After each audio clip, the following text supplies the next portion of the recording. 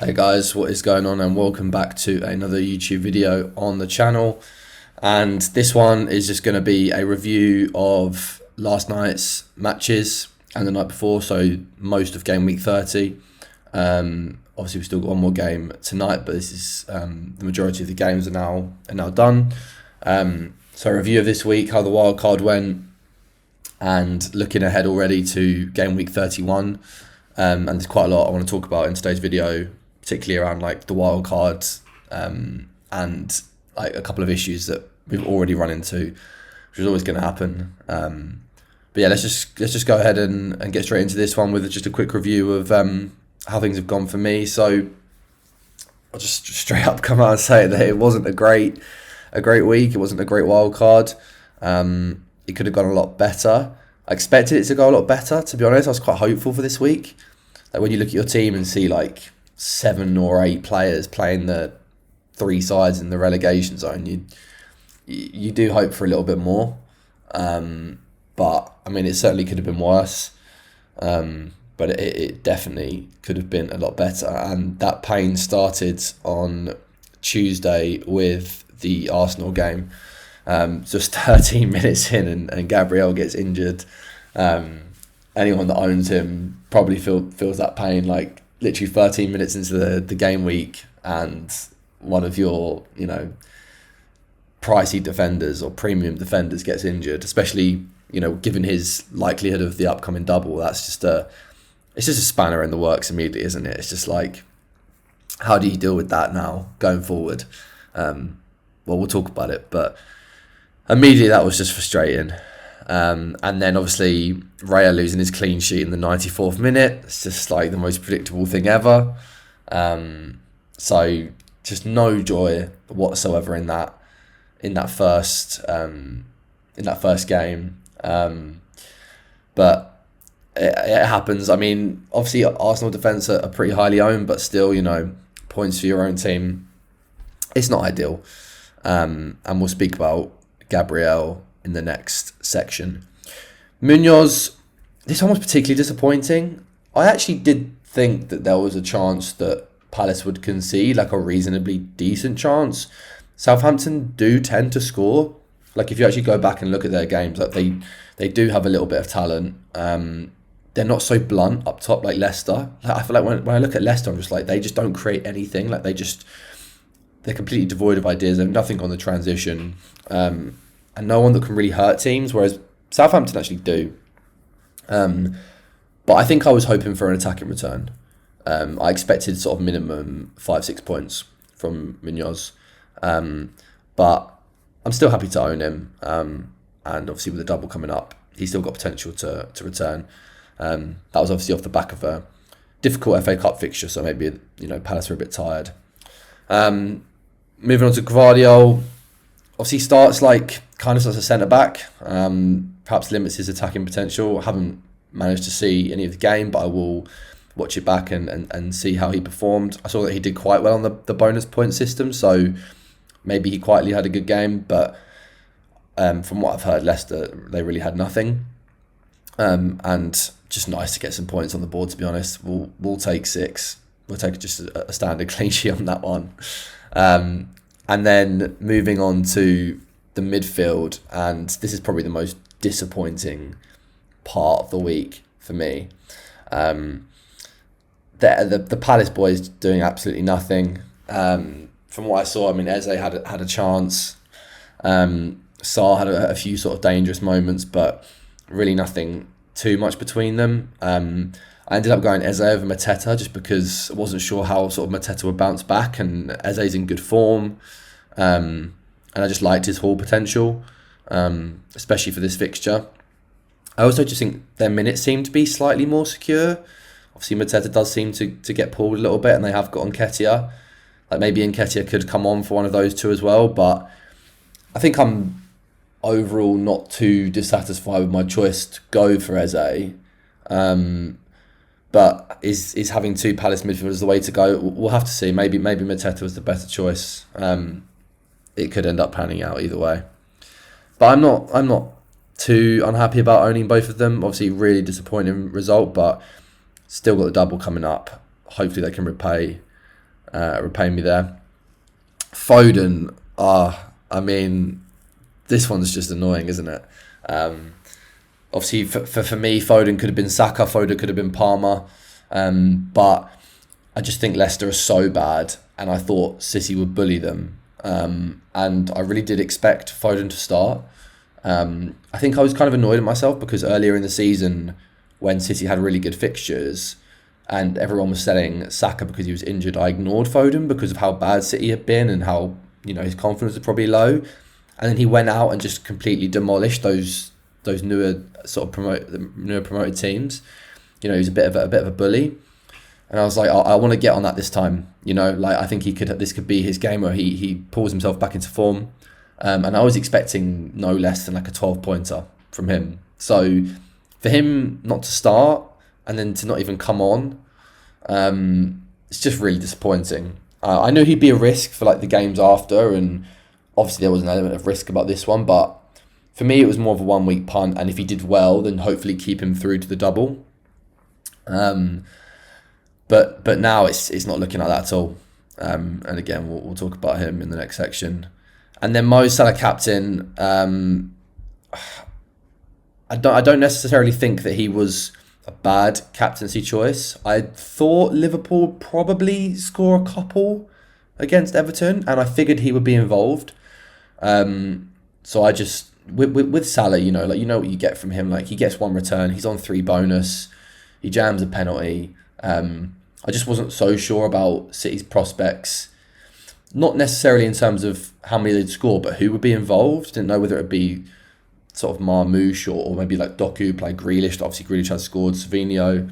So I wasn't too bullish on sort of Marmoush being the guy. I would have obviously captained Haaland had I still had him, but I'm not too dissatisfied. Like, the captaincy swing wasn't too bad in the end. As you'll see, you win some, you lose some. And moving on to the forwards. And this is really where the only bright spot came from the week, and that is the 3 forwards. Marmoush obviously delivered with 3 bonus, but a lot of people had him captain, so I'm not that happy about that. But it's points on the board, so I'm not going to complain.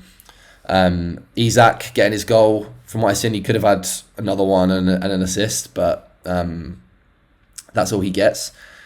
And he's also been flagged now, and potentially a risk for the weekend, which is just not ideal, given that they play Leicester. So I'm really hoping that he bounces back for that one. But do have bench cover. And then literally, I think, honestly, the only shining point of this week is Evan Nilsson. He's a player that I wanted to own in the week before, but I didn't. And I'm really glad I brought him in. I just thought, I know Bournemouth have been on a bit of a bad run, but with them being out of the cup now and they can just focus on a good league push, I just think that Bournemouth are just consistently a strong side, and he's their main man now. He's going to be playing up top every game. Clivert was obviously out against Ipswich, so that's clearly hurt them. But hopefully with him coming back and just the fact that they're a solid team, Evan Nilsson's banging form, and they've got the potential for a double in 36. I just really liked Evan Nilsson as a pick, as that sort of budget striker. So I'm super happy that he returned and got a couple of bonus, because it's really saved my game week, to be honest. And then moving on to the bench, this is kind of where I deviated from my original wildcard plans, of which I was going to bench boost 33. And I changed my mind, and I'm going to bench boost 32. And ironically, the only mistake I've made here is not moving Williams ahead of Burn. And this is something that I actually tried to do, like, right at the end of the deadline when I changed my strategy. Mostly because, like, the Clivert injury and stuff like that. But realistically, I've only missed out on 3 points. But I probably would have played Williams ahead of Burn, as I fancied Forest's chances of keeping a clean sheet against United higher than Newcastle's, which has proved to be true.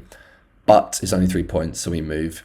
But the bench in general, as you'll see when we get to my forward planning, is basically geared for 32, especially Gordon. who hopefully will come back in 31. I was really quite excited about his prospects for 31 and beyond, especially in the double. So we'll talk about basically what my bench will mean for me in 32 in a second. So yeah, as you can see, 48 points, currently on the green arrow, but don't think I will be after the Chelsea game. But it shouldn't be too much of a red arrow unless Palmer does something crazy. So it's kind of one where I guess I've survived a little bit and move on to the next. So yeah, moving on to the talking points of the game week, and obviously the main ones are Foden and Gabriel. By all accounts, it looks like Gabriel's going to be out for about a month, maybe longer. So for me, he's a sell. Especially for me because I'm bench boosting 32. There's just no way he can stay in my squad. If I wasn't 32, like maybe there's a world where I wait. But he's going to leave my squad. Unless we hear anything from Arsenal that he's going to be back super soon. He's going to go, unfortunately. So it's just another transfer that I didn't really want to make. But I will roll this week. And I think, given that a lot of people will be in a similar position with Gabriel, I don't know how many people have Foden, but a lot of people have Gabriel. If you've wildcarded and you've got reasonable bench cover, I would look to roll 2. And we'll see how that looks in the planning section. But I think most people will have a Newcastle defender. He's going to just come straight in for Gabriel for the next week. So that's already one issue that you've solved. And if you do have Foden, I think he probably does play against United. I think it's not necessarily more suited to him, but it's a bigger game. And is Pep likely to go to one of his sort of veteran players for a game like that? Someone who can maybe unpick that United team a little bit more? Like, will he trust Grealish? I don't know. So I think there's a good or reasonable chance he starts. But if you don't think he does, then maybe you have bench cover. I'd imagine anyone that's bench boosting in the next couple of weeks will likely at least have like a Villa asset and a Newcastle asset, or maybe a Bournemouth asset, someone like that you can bring in. In my case, I would just play Evan-Nilsson. I probably would have benched Evan-Nilsson. So he's going to come in. And then if you've also got Isak, and Isak looks like he could be out, again, like, I can still manoeuvre this in my team because of my bench, but I don't think it's going to be a bad injury from what we've seen, and you obviously don't want to sell him ahead of a double. So I think unless Howe rules him out completely, you risk the start, because Newcastle do still need to win. It is away, so I think you probably risk it, but we need to wait for more information on that one. But yeah, roll if you can, unless you desperately need to get rid of Gabriel this week. And then I would suggest, for a lot of people, at least for myself, you could potentially downgrade Gabriel to a cheaper defender and ignore Arsenal a little bit. Because I think if you now look at Arsenal as a team, and this is what we're talking about, the strategy for the next few weeks, their fixtures are good. They're not too bad, but they've also got a their biggest couple of games in a long time against Real Madrid in the Champions League. And how strong is that team going to look? How strong is that defence going to look? How tired are they going to be in the Premier League with a still depleted forward line and now missing their first choice centre back? Would I go out and buy Saliba? I don't think so. You could buy Timber and save a little bit of money, but again, how sure are you of their clean sheets? Without Gabriel, I'm not as sure. I still think they've got a good defence, so they've got players that can play centre-back. And maybe you see Ben White come in and Timber move to centre-back. But still not sure on that. So I think I'd probably look to... Honestly, we could be in a position where game week 33, if Arsenal double, that you only have 2 players. unless something changes between now and then. Obviously, we need to see the lay of the land. I'm not sure who else is obvious to go for. I don't think you could go wrong by going for another Arsenal defender, but given that there's other teams doubling, there might be other options, which you'll see.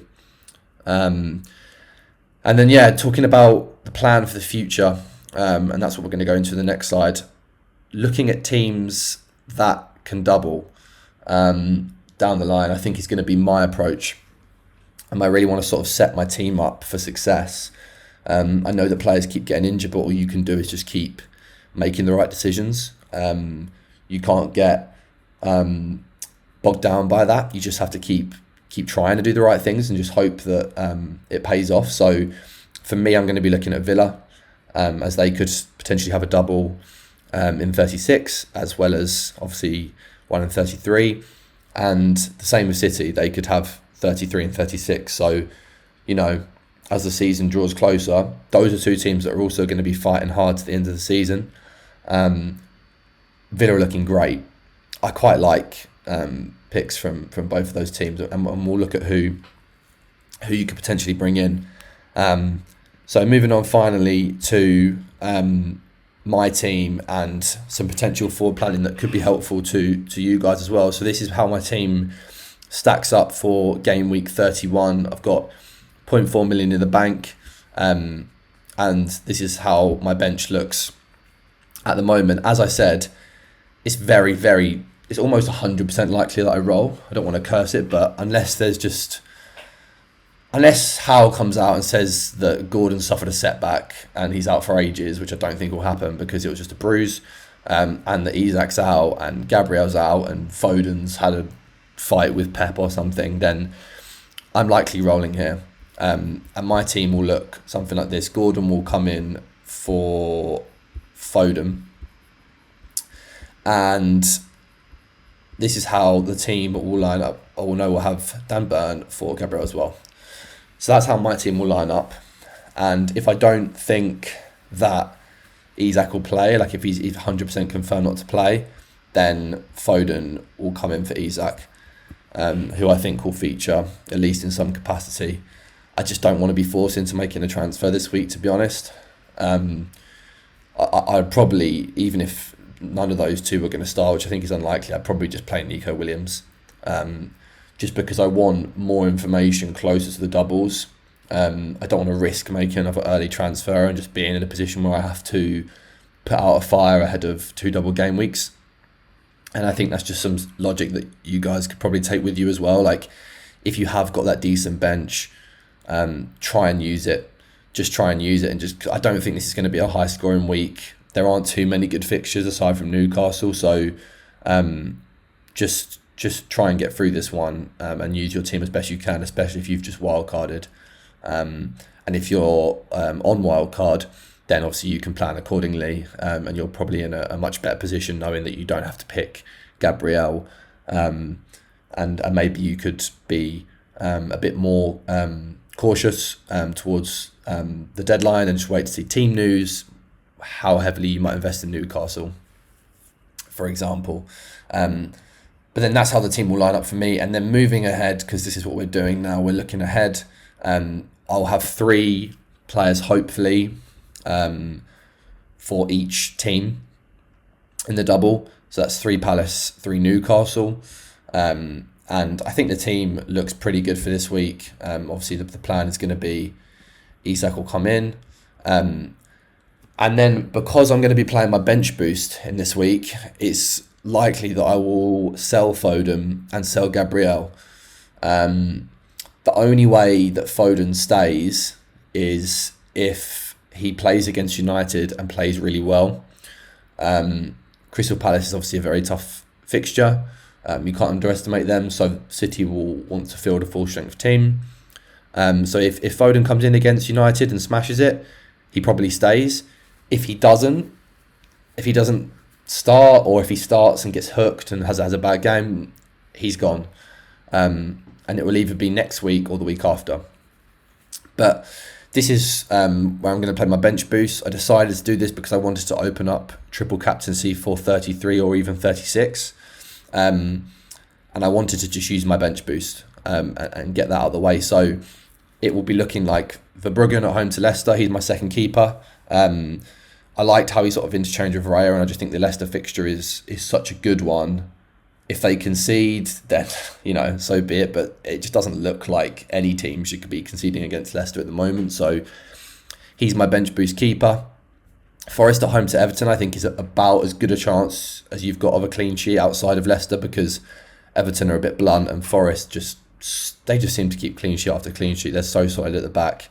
And then, like I said, if Foden is playing, then he will start. If not, this is what I will likely do. I will likely go a week early and I will bring in Saka, and then Gabriel will move to probably Ezri Konsa to come back into the team in preparation for the double, and also with a plum fixture for the bench boost. So it will be the starting 11, which obviously looks strong.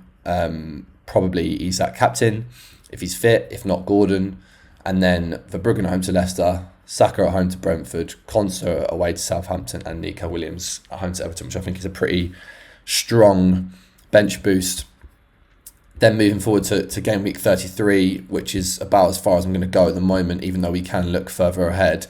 And this will be the week where we hopefully see the doubles.